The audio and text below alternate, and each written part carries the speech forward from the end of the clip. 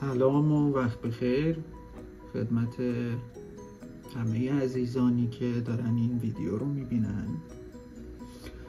یه کار ساده میخوایم امروز انجام بدیم. یکی از بخش‌های نسبتاً مهم دندانسازی متحرک که ساخت فلیپر هست.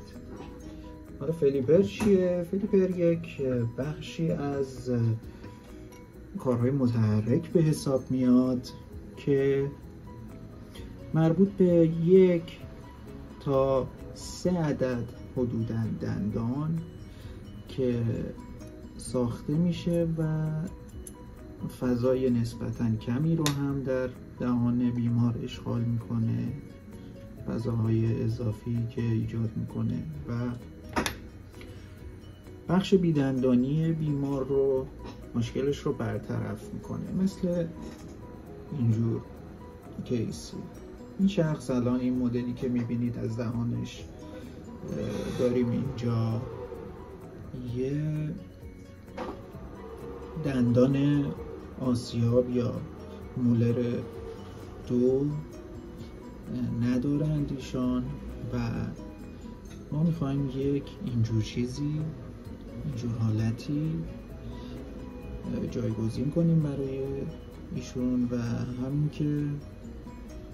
همینطور که میبینید فضای بیدندانی تحت تاثیر فشارهایی که از اطراف وجود داشته در طی مدت زمانی که این دندان وجود نداشته فضا رو یه مقدار کم کرده و ما مجبور شدیم یه مقدار دندانی که میخوایم استفاده کنیم رو تراش بزنیم تا توی این موقعیت قرار بگیره. کارهایی که انجام شده اینه که بخشی از آندرکات های نامطلوب مدل گرفته شده که راحت‌تر در نهایت کار سوار بشه. من عذرخواهی میکنم بابت سر و صداهایی که وجود داره و ادامه میدم. این آندرکات های نامطلوب آندرکات هایی هستند که کاربردی برای ما ندارن و جز این که به نوعی مزاحمت ایجاد کنن و سختی ایجاد کنن برای استفاده از پروتز کار دیگه ای نداره. به همین دلیل ما سعی میکنیم اونا رو حذف کنیم از روی مدل از طریق یک متریالی مثل موم، استنس یا هر چیز دیگه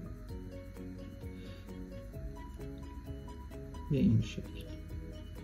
البته بعضی از آندرکات ها اصطلاحاً مطلوب تر هستند و میتونن کمک کنن به ما در زمینه بهتر گیر بهتر و راحت بودن بیمار.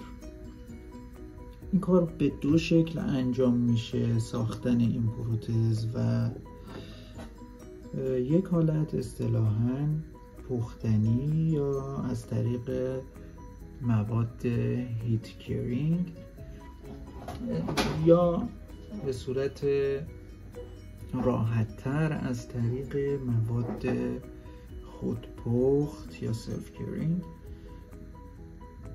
ساخته میشه، ولی مراحل مربوط به کار کلاً تا حدودی یکی هست. ما توی این ویدیو میخوایم از طریق استفاده از آکریلیک فوری یا خودپخت که کار سریعتر انجام میشه و زودتر به نتیجه میرسه اقدام بکنیم. سعی میکنیم مناطقی که قرار این پروتز قرار بگیره رو طرحش رو مشخص کنیم. برای راحتی کار این عمل انجام میشه و دقت کار البته.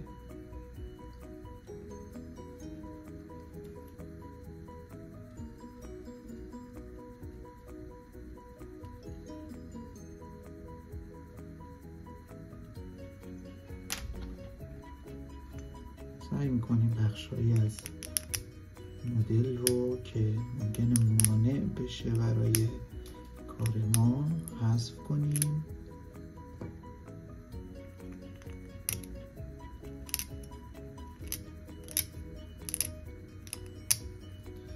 در این حال من تمامی مطالبی که به ذهنم میرسه رو سعی میکنم به زبان ساده جوری عنوان کنم که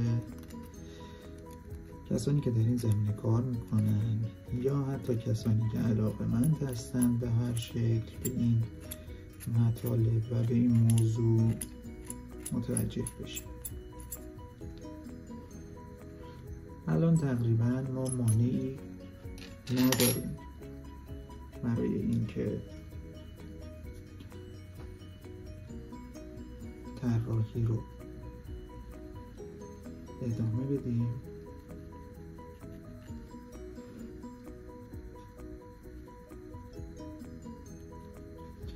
این بخش ها که الان دارم با مداد میکشم بخش هایی به حساب میان که به نوعی تکیهگاه پروتز ما هستند.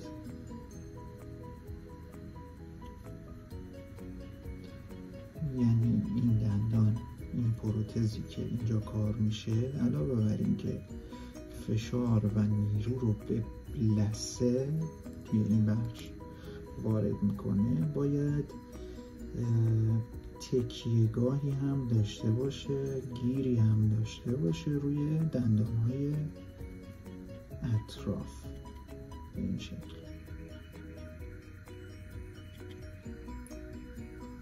روی این بخش ها این کار ساده ای هست. اگر یه مقدار وضعیت پیچیده تری داشت ما مجبور می شدیم که از طریق دستگاه سورریور یا آنالیزگر مدل وضعیت رو بررسی کنیم و به اون شکل و از اون طریق با اون ابزار که اینجا هست و ظاهرش رو می‌بینیم، از این طریق ما اقدام کنیم که موقع سوار کردن دندان و استفاده بیمار شرایط بسیار راحت تری داشته باشه که توی این پروژه نیازی نیست. حالا ادامه میدیم و اولین کاری که باید بکنیم ساخت مواد مورد نیاز، یعنی همون آکریلیک فوری هست که نیاز زیادی به گرما نداره برای اینکه به مقاومت نهاییش برسه.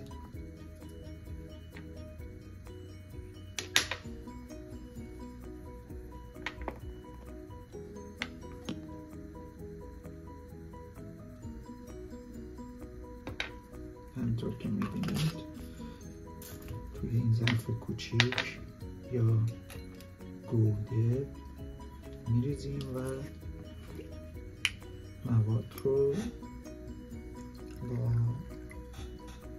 مونومر مربوطه خودش ترکیب می‌کنیم.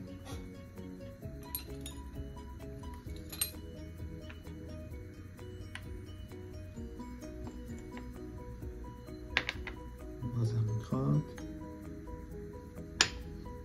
که البته اگر در ابعاد بیشتر و مقدار بیشتری ما به مواد آکریلیکی نیاز داشته باشیم خیلی بهتره که از روش‌های دقیق‌تری ما همه چیز رو اندازه گیری کنیم، چه به لحاظ وزنی چه به لحاظ حجمی. اما برای اینجور موارد کوچولویی خب نیازی نیست. کار بعدی که باید انجام بشه اینه که ما این محیطی که میخوایم آکریلیک کار کنیم حتما باید با سپریتینگ ایجنت یا همون ماده‌ای که اصطلاحاً بهش بیوفیلم میگن کاملا آغشته کنیم که کار ما به این مدل گچی نچسبه، وگرنه امکان جداسازی کار در نهایت از مدل به شدت سخت و حتی بعضی وقتا غیر ممکن و آسیب زننده به کار میشه. پس یکی از مهمترین مسائل این ماده است که کاملا باید به محیط و اطراف محل قرار گرفتن پروتز آغشته شده به این شکل.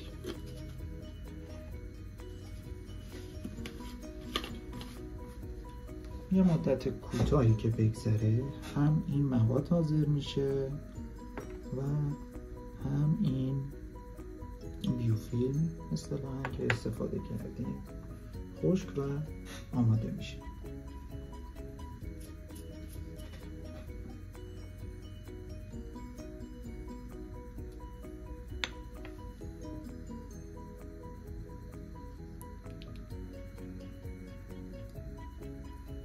بر اساس قوام و غلظتی که در حال حاضر این ماده داره میتونیم ازش شروع به استفاده کنیم.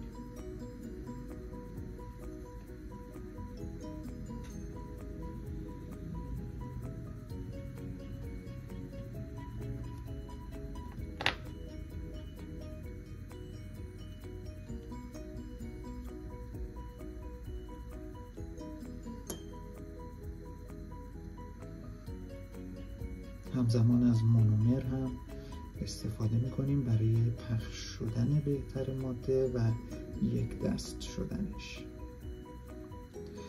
توی مرحله باید نسبتاً سرعت عمل بالایی داشته باشیم چون به سرعت این ماده خشک میشه و غیر قابل استفاده.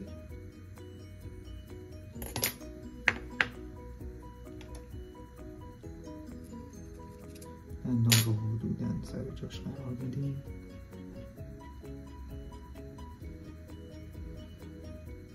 قاعدتاً ما باید توی این مدل از فک مقابل این دندان هم استفاده کنیم به عنوان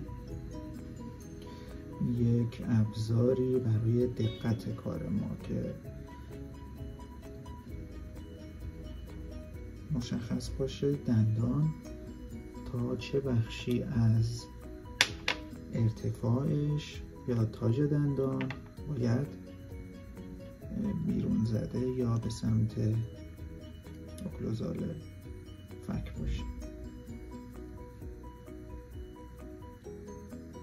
اما اینجا ما این کار رو نکردیم و حدودی موقعیت دندان رو قرار میدیم و این مسئله باعث میشه که احتمالاً وقتی که توی دهان بیمار قرار میگیره بیمار احساس یک چیز اضافه روی بین دندانهاش داشته باشه و اون موقع ما باید برطرف بکنیم مسئله.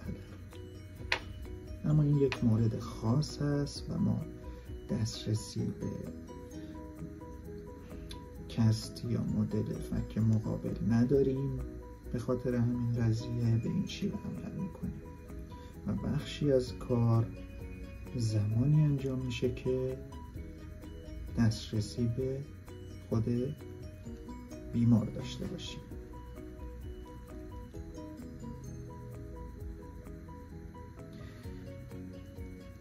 این فضا به خاطر اینکه در طول زمان بیدندانی فرد یک مقداری محدود شده، ما مجبور شدیم این دندان رو تا حدودی تراش بزنیم که توی این فضا بشه جاش داد. با اینکه اون دندانی که استفاده کردیم دقیقاً همون دندان مناسب این فک است، دندان مولر 2 هست.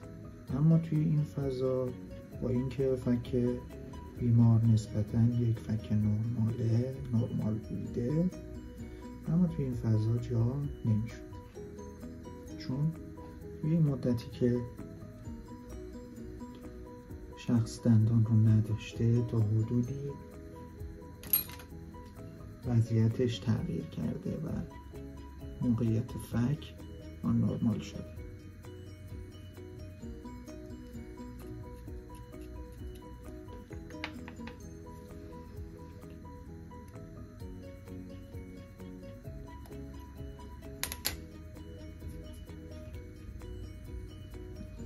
سعی میکنیم موقعیت تقریبی لثه رو مشخص کنیم، چه توی دندان کار شده پروتز، چه در دندانهای کناری که توی مرحله سنگ زدن یه مقداری کار ما سبکتر باشه. تا اونجایی که امکانش باشه اضافی ها رو برداریم.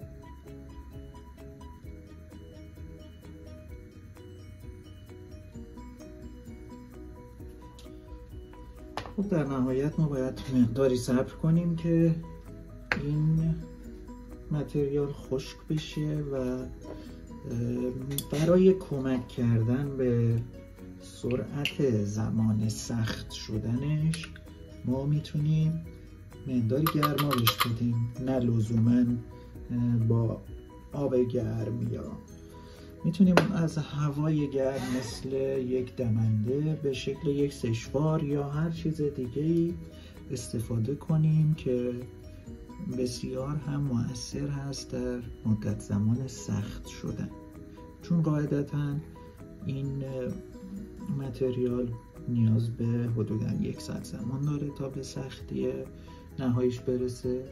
اما ما میتونیم با مقداری گرما دادن یا حتی بعضا اینو بعضی از دوستان همکارها توی آب جوش میندازن حدود 3-4 دقیقه، مؤثره اما خب کیفیتش رو یه مقداری پایین میاره، حداقل توی ظاهر، و باعث حباب زدن میشه. ما سعی میکنیم بعد از اینکه مقداری خشک شد و بخشی از سختی ماده ایجاد شد، اون موقع با هوا دادن بهش، هوای گرم و بالا بردن دماش تا حدودی تصفیه کنیم وضعیت رو. الان با ضربه زدن به این بخش متوجه میتونیم بشیم که هنوز سختی نسبی پیدا نکرده، کاملا نرم است، حتی از صداش هم مشخصه.